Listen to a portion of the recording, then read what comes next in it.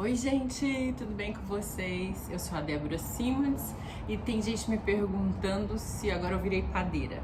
Não, eu já era padeira. Antes de ser fotógrafa eu já gostava de fazer pão, desde os meus 18, 19 anos de idade.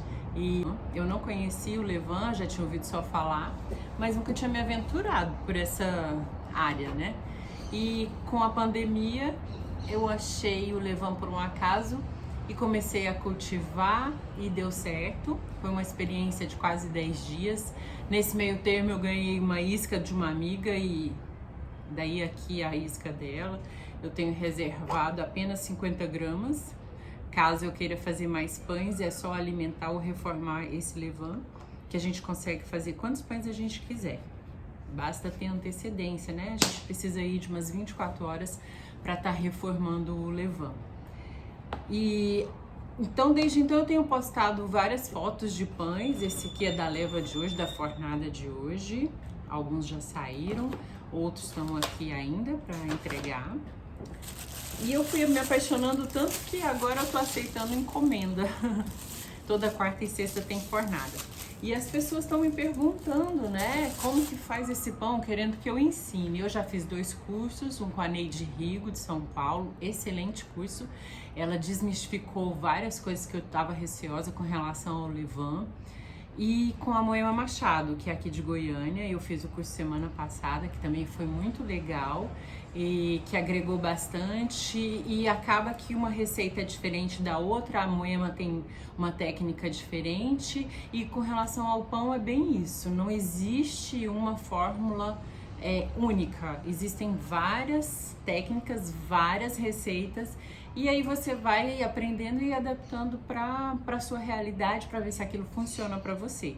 Eu ainda tô nesse processo e mesmo assim as pessoas já estão gostando do pão, que eu costumo brincar. O pão com levain, mesmo dando errado, ele dá certo, porque ele fica muito gostoso. E sem falar do quanto ele é mais saudável, ele é um fermento natural, então ele faz bem para sua saúde. Até as pessoas que têm intolerância ao glúten tem mais tranquilidade para se alimentar desse pão devido à fermentação longa.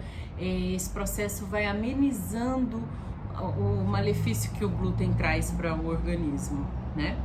E então eu vou falar um pouquinho para vocês, para essas pessoas que estão perguntando mais a respeito sobre como fazer um pão com levain em casa. Eu vou mostrar para vocês hoje um pouco das coisas que eu tenho utilizado, os brinquedinhos, né, que a gente fala. Eu tava usando uma panela de ferro emprestada, dessa panela tipo mineira, uma panela mineira que chama, que vem com uma tampa que parece uma frigideira e que na realidade eu usava ao contrário para facilitar a hora de fazer o desenho no pão. E adquiri essa aqui, que é uma Cocotte Savé, é uma panela francesa esmaltada, eu usei ela agora mesmo, tá até com aguinha aqui. Só que no mercado nós só estamos encontrando no tamanho de 3 litros. O de 4,5 litros simplesmente sumiu. Exatamente por causa da pandemia, todo mundo tá fazendo mais pão caseiro, pão em casa, e ela sumiu do mercado, infelizmente. Então, essa de 3 litros eu tive que adaptar para a mudança. Eu mudei a receita, né, para caber nela. A receita que eu tava usando de 500 gramas de farinha não coube, então pregou na lateral, foi até complicado para tirar. E essa receita tem 400 gramas, ela dá certinho aqui, fica perfeita. Então eu tive que fazer essa adaptação. Então o que a gente precisa para fazer pão com fermentação natural em casa? Você vai precisar da isca de levain. Se você não tiver, você vai ter que produzir, aí demora um pouquinho mais, vai ter que fazer o levain, dura mais ou menos uns 10 dias. Mais pra frente eu posso até ensinar como faz isso.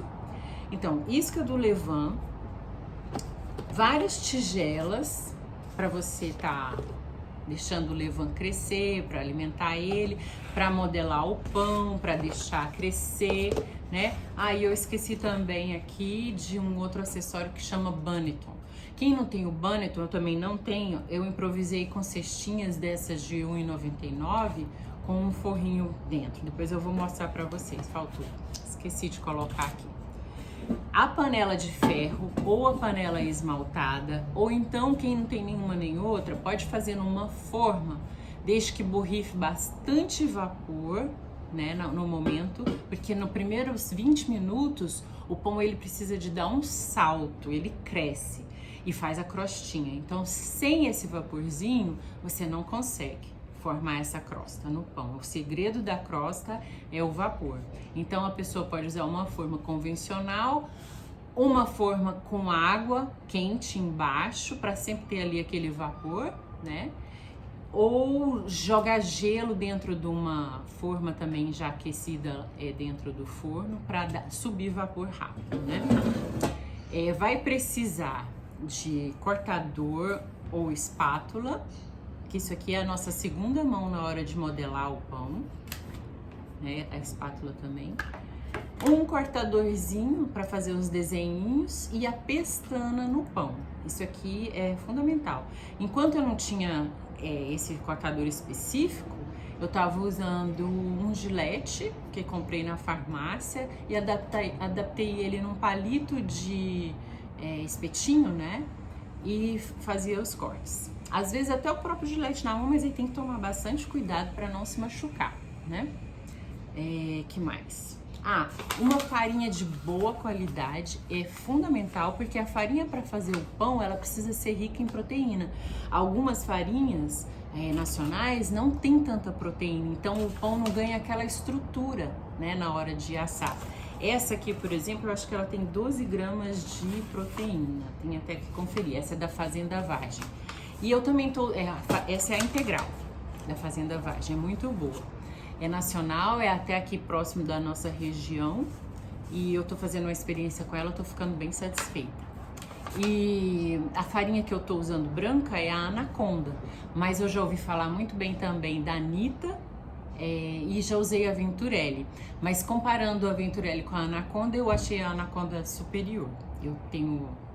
até eu tinha começado bem inibida, assim, comprei alguns quilos e agora eu já parti pro saco bem grandão, porque não tô vencendo tanto que eu tô fazendo pão e tenho tido pedidos. Então eu tô unindo o útil ao agradável. Eu tô tendo muita vontade de fazer pão e as pessoas estão tendo muita vontade de experimentar o pão que eu tô fazendo, então ótimo. Tem sido bem legal isso. Até fiquei surpresa, porque a minha intenção não era vender. Mas eu postava foto do pão, as pessoas ficavam comentando quanto que tava, se eu tava vendendo. Eu falei, bom, eu vou unir, né, a fome com a vontade de comer. E aí, assim, eu comecei a oferecer os pães e as fornadas. Comecei a fornada na sexta e agora eu já tenho fornada na quarta e na sexta. E aí, a partir disso, eu comecei também a investir numa apresentação mais bonitinha, né? Eu já tinha o carimbo da Mãe Gourmet, que também não tá aqui perto. Eu tenho um canal no YouTube que chama Mãe Gourmet, então já tem uma história aí com a cozinha também. Gravando vídeos culinários e tudo. E ficou bonitinho. E por dentro eu tô embrulhando assim. Coloco num papel seda, lacro, né? E assim a pessoa leva para casa, bonitinho e mais profissional, né? Apesar de eu ser amadora, eu não sou uma padeira profissional, eu tô gostando de fazer assim. Eu acho que fica mais interessante para a pessoa adquirir um produto da gente ainda que amador, né? E é isso, eu espero que vocês tenham gostado e se vocês tiverem mais dúvidas, deixem aqui nos comentários que eu vou tentar fazer mais vídeos a respeito do pão rústico com fermentação longa, né, com levain, pra gente ir batendo papo por aqui, tá bom? Obrigado vocês, até mais, tchau, tchau! Aqui eu tinha esquecido de trazer a forminha, né, cestinho que a gente utiliza para colocar o pão. O pão precisa fermentar na geladeira, essa é a longa fermentação, num recipiente onde ele consiga formar uma estrutura depois. Se você não coloca numa cestinha assim, ele espalha tudo. Então aqui já tem que eu coloquei um forrinho, né, com elástico. Aqui, tá vendo? Esse aqui tá limpinho, já foi lavado. Basta colocar aqui como ficou esse, né? Caso a pessoa não queira fazer um forrinho desse, existem essas toucas de TNT descartável, que também você pode acoplar aqui. E depois a gente também vai precisar de saquinhos plásticos ou, no caso aqui eu tô usando touca também descartável de plástico para banho, ó. Para você cobrir a massa para deixar ela descansar, porque se você não coloca o plástico em cima, ela resseca na geladeira até a hora de assar. Então esse aqui a gente coloca por cima para proteger a massa. E uma coisa também que eu esqueci de falar, super importante para quem quer fazer pão em casa, porque a gente mexe com temperaturas muito altas, então você precisa investir numa luva que suporta o calor excessivo, que nós estamos falando de 250 graus Celsius, né? Então a luva aqui, ó, essa luva pega em mim até metade do braço, porque às vezes a gente encosta o braço sem querer no próprio forno, né? Então é ideal essas que tenham um bracinho mais comprido, tá certo? É isso que ficou faltando falar. Até mais!